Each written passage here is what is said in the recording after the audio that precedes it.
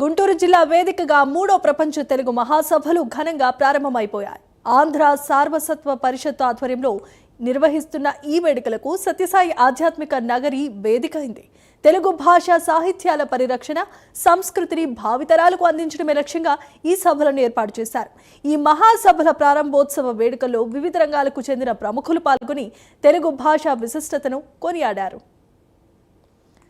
ఇదే అంశానికి సంబంధించి మరిన్ని అప్డేట్స్ ను మా కరెస్పాండెంట్ రవికృష్ణ లైవ్ ద్వారా అందించడానికి సిద్ధంగా ఉన్నారు. Ravikrishna, over to you.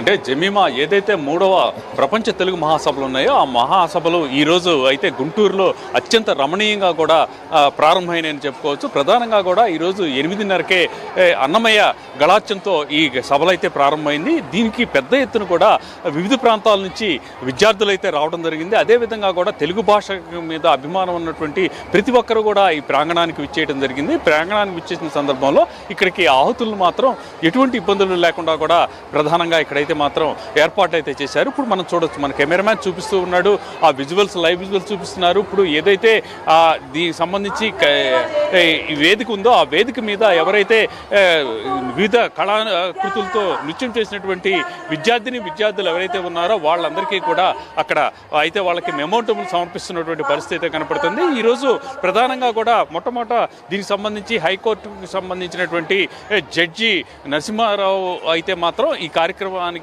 ఆయన అయితే ప్రారంభోత్సవం చేశాడు. ఆ తర్వాత ఇక స్పీకర్ అయినటువంటి అయ్యన్న పాత్రుడు రావడం, అదేవిధంగా కూడా అక్కడ మరికొంతమంది ప్రముఖులు కూడా ఇక్కడికి విచ్చేసినటువంటి పరిస్థితి. ఈ నేపథ్యంలోనే ఇక్కడ పెద్ద ఎత్తున కూడా ఇక్కడైతే విద్యార్థులు కానివ్వండి, అదేవిధంగా కూడా తెలుగు భాషాభిమానులు ఇక్కడికి రావడం జరిగింది. మనం చూడొచ్చు ఇక్కడ స్టేజీ మీద, అదేవిధంగా కూడా స్టేజీ దిగువన కూడా ఈ విద్యార్థులు ఎవరైతే విద్యార్థులు ఉన్నారో చిన్నపిల్లలు వీళ్ళైతే మాత్రం జానపద కళలకు సంబంధించినటువంటి కళాకృతులు అయితే ప్రదర్శించినటువంటి పరిస్థితులు అయితే కనపడ్డాయి. ఈ నేపథ్యంలోనే ప్రతి వాళ్ళు కూడా ఎంతో ఆనందాన్ని వ్యక్తం చేస్తున్నాడు. అమ్మ తెలుగు అదేవిధంగా కూడా అచ్చు తెలుగు భాష ఏదైతే ఉందో భాషను ప్రేమించాలి అని అయితే మాత్రం ప్రతి ఒక్కరికి కూడా ఆలంబనం చేకూర్చే విధంగా కూడా ఈ సభలను ఏర్పాటు చేసినట్టు కూడా కనపడుతూ ఉంది. ప్రధానంగా మనం చూడొచ్చు ఇక్కడ ఏ విధంగా ముఖ్యంగా బాలబాలికలు వచ్చారు అనేది మాత్రం మనం ఇక్కడ చూడాల్సినటువంటి పరిస్థితి. ప్రధానంగా ఇక్కడ జరిగేటువంటి ఏదైతే ఈ తెలుగు మహాసభలు ఏవైతే ఉన్నాయో ఈ తెలుగు మహాసభలకు సంబంధించి వివిధ ప్రాంతాల నుంచి అంటే మొత్తం 40 దేశాలకు సంబంధించి 62 తెలుగు సంఘాలకి ఇన్విటేషన్లు పంపించారు. వాళ్ళందరూ కూడా వస్తున్నారు. అదేవిధంగా కూడా రేపైతే మాత్రం మారిషస్కి సంబంధించినటువంటి ప్రధాని కూడా ఇక్కడికి వస్తున్నటువంటి పరిస్థితి. తర్వాత ఎల్లుండి అయితే మాత్రం సీఎం చంద్రబాబు నాయుడుకు ఏదైతే ఈ తెలుగు మహాసభలు ఉన్నాయో మహాసభలకి ఆయన ప్రత్యేకంగా కూడా వచ్చేటువంటి పరిస్థితులు అయితే ఉన్నాయి. డిప్యూటీ సీఎం పవన్ కళ్యాణ్ షెడ్యూల్లో కూడా ఈ మహాసభలకి వచ్చేటువంటి పరిస్థితులు అయితే ఉన్నాయని ఇక్కడ ఉన్నటువంటి నిర్వాహకులు అయితే చెప్తున్నారు. ప్రధానంగా మనం అబ్జర్వ్ చేసినట్టే మాత్రం అంతరించిపోతున్నటువంటి తెలుగు భాష అభిమానాన్ని తిరిగి ప్రోత్కల్పడానికి తెలుగు భాష సాహితీ ఔన్నత్యాన్ని, తెలుగు భాషకు సంబంధించినటువంటి కథలు కానివ్వండి, కథానికలు కానివ్వండి, సాహితీ కానివ్వండి,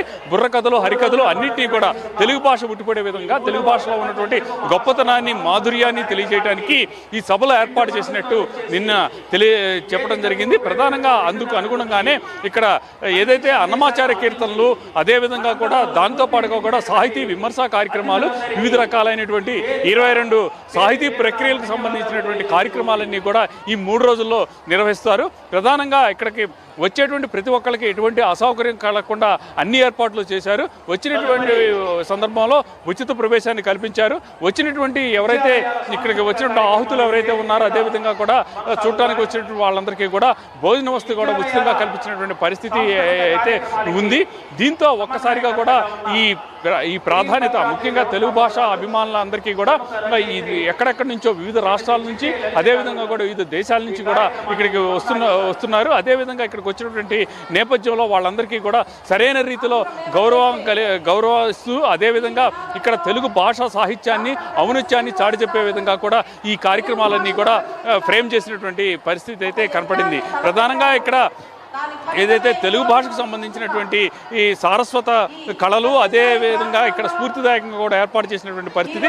ఇక్కడ ప్రాంగణంలో అయితే మాత్రం తెలుగు భాషకి ఈ అత్యంత ప్రాధాన్యత ఇచ్చినటువంటి ఎవరైతే శ్రీకృష్ణదేవరాయలు ఉన్నారో అదేవిధంగా కూడా మహాకవి అయినటువంటి గురజాడ అప్పారావు, అలాగే వీరేశలింగం పంతులు, ఇక ప్రధానంగా ఇక్కడ మనం చూస్తే మాత్రం ఇక ఈ అన్నమాచార్యకి సంబంధించినటువంటి విగ్రహాలను కూడా ఏర్పాటు చేశారు.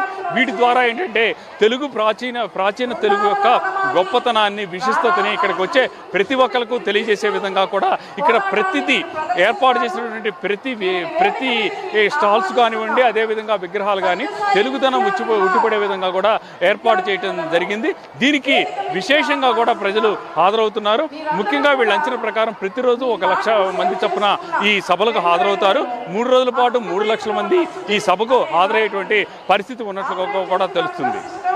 Thanks for the updates, Ravi Krishna.